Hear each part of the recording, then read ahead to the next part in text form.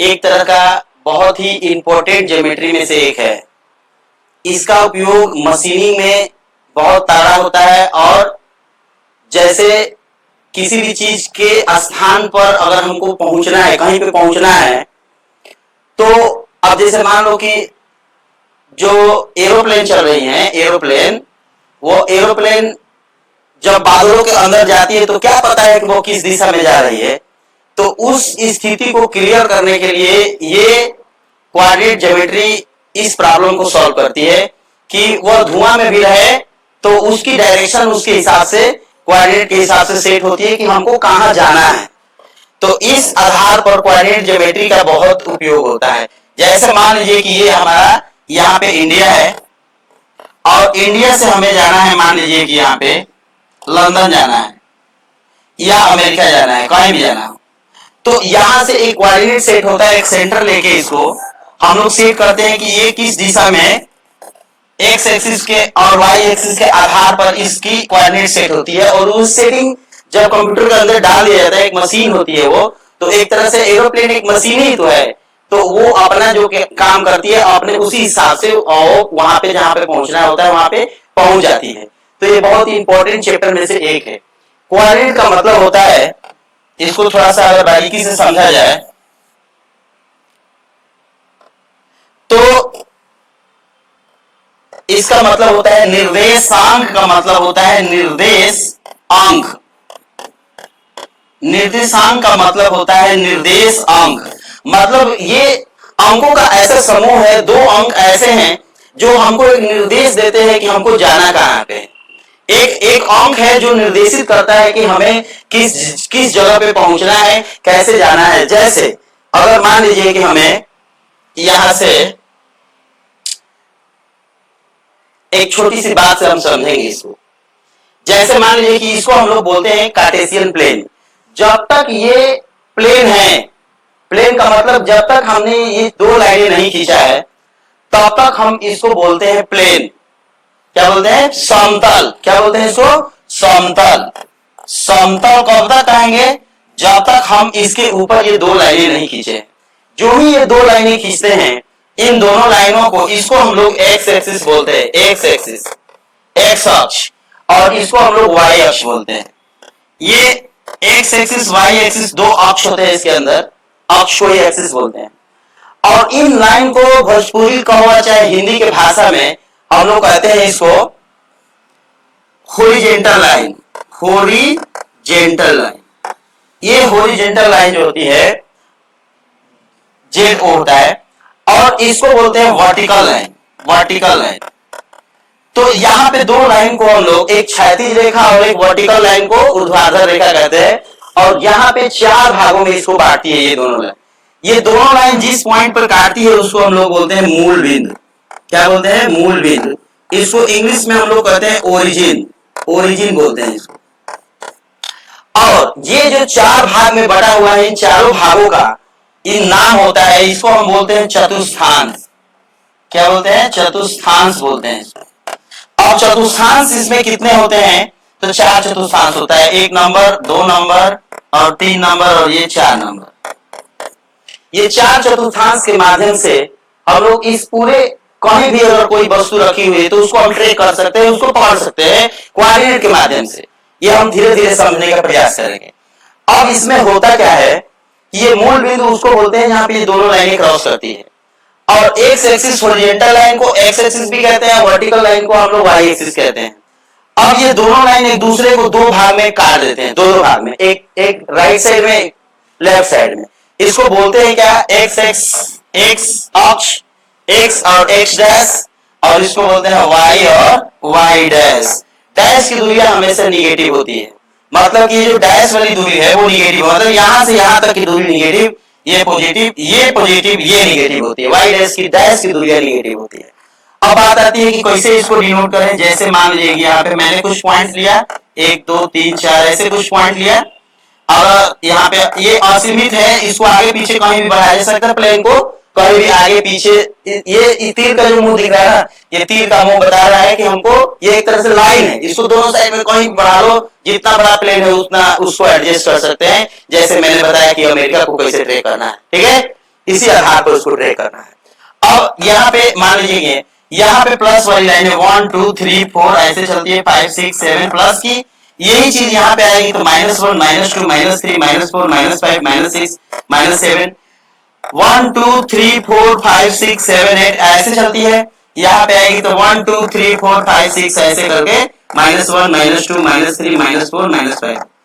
अब जैसे मान लीजिए कि कोई बिंदु कोई वस्तु यहाँ पे पड़ी है, मान लीजिए कि यहाँ पे कोई वस्तु पड़ी है, यहाँ आपको ट्रैक करना है कि ये है कहाँ पे, ये इस बिंदु को ट्रैक करना है। मान लीजिए कोई बिंदु ए है, इसको ट्रैक करने के लिए पहले हम एक्स एक्सिस पे देखेंगे कि कितनी दूरी है यहाँ पे, तो मान लीजिए कि यहाँ पे दूरी है 5 यहाँ से देखिए, और वाई एक्सिस पे चेक करेंगे तो यहाँ पे मान लीजिए कि हमारा कोई आ गया, ये भी मान लो 5 है, तो ये एक्स एक्सिस की दूरी 5, लेकिन यहाँ पे ध्यान रहे यहाँ पे एक्स एक्सिस की निगेटिव दूरी है, यहाँ -5 होगी, और यहाँ पे वाई एक्सिस की दूरी है +5 होगी। यहाँ पे क्वाड्रेट होगा -5 और 5।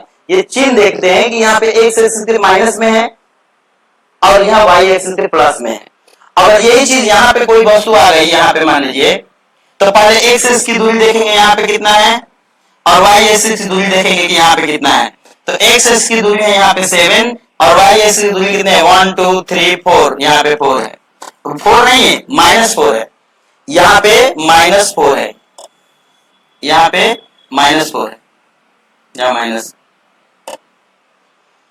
अब समझ में आ गया कि ये कोऑर्डिनेट का क्या मतलब होता है। और मान लीजिए कि कोई भी वस्तु अगर रखा हुआ है यहाँ पे, तो हम उसको उसी आधार पर ट्रेक कर, अब जैसे मान हमको कोई बिंदु ही दे दिया, जैसे मान लीजिए ये सेव कर लेता हूं उसको फिर से एक बार, चलिए अगर जैसे मान लीजिए कि यहाँ पे हमको कोई बिंदु खींचना है, ये चतुर्थांश में हम मैंने नाम दे दिया x x dash y y dash, नाम ही दे दिया ये। जैसे मान लीजिए हमको लेना है -3 और 4 पे, इसको प्लॉटिंग करना है इसके ऊपर, -3 और 4 को प्लॉटिंग करना है। तो x एक्सिस पे -3, तो x एक्सिस के नेगेटिव दिशा ये है h डैश 1 2 3 माइनस में, और 4 पे y एक्सिस पे प्लस की दिशा में इधर 1 2 3 4। अब ये दोनों पॉइंट जहां पे आपस में टक्कर करेंगे, आपस में जहां पे भी टक्कर करेंगे ये, वहां पे हम लोग इसका पॉइंट ले लेंगे -3 x एक्सिस पे और y एक्सिस पे +4। तो इस प्रकार ये आपस में जितने भी नंबर को प्लॉटिंग करना है। अच्छा एक चीज और बता दें, जैसे हमको 0 3 का प्लॉटिंग करना है, आई एक 3 0 का प्लॉटिंग कर रहे हैं, ये दोनों पॉइंट अलग अलग है, ये एक पॉइंट नहीं है। अब 0 3 का मतलब x एक्सिस पे 0 मतलब यहाँ पे मूल बिंदु का निर्देशांक हमेशा 0 0 होता है। x एक्सिस पे कितना है 0 है, मतलब हम यहाँ पे y एक्सिस पे कितना है 3 है, तो 3 y एक्सिस पे जाएंगे, प्लस में कि माइनस में, प्लस है तो ऊपर की तरफ जाएंगे 1 2 3। ये जो पॉइंट आया है ना वही हमारा 0 3 है, 0 और 3।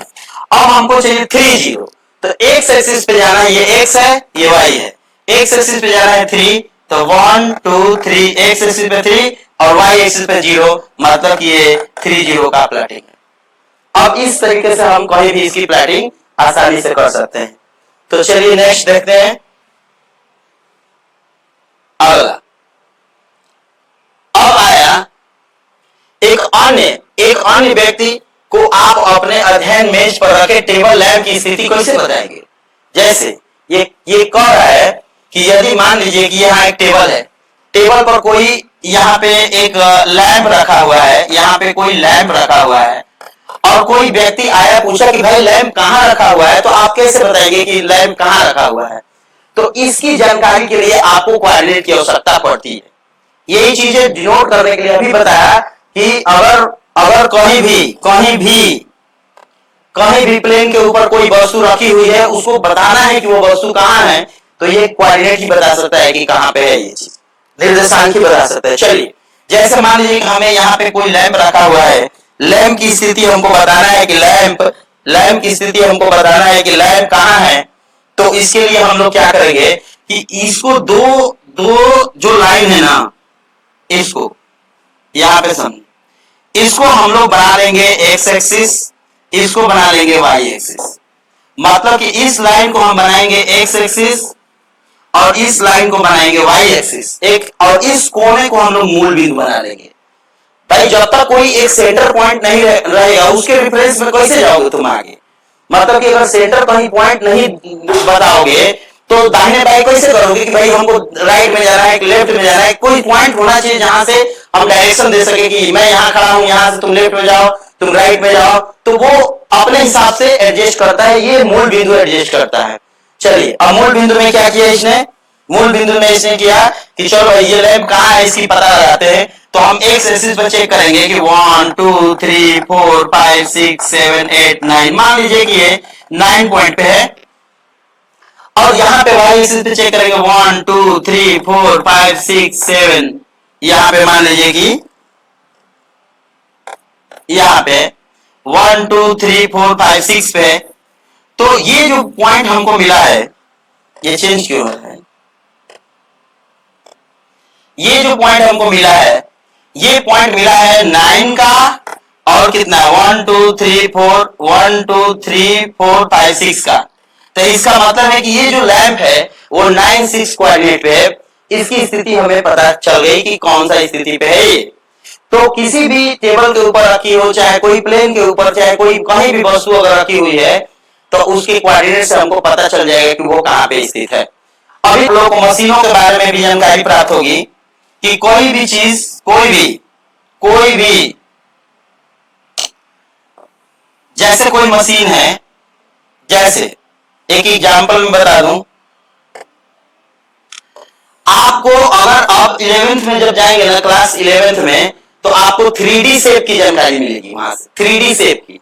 उसमें क्या होगा 3D शेप में कि जैसे मान लो कि यहाँ पे एक होल करना है हमको, बात को समझो, यहाँ पे एक ऐसी लाइन काटना है, ध्यान से समझना, एक कोण में यहाँ पे एक ऐसी लाइन काटना है। तो हम लोग इसको सेव करते हैं कि यहाँ से कितनी दूरी पर ये है, यहाँ से कितनी दूरी पर ये है ना?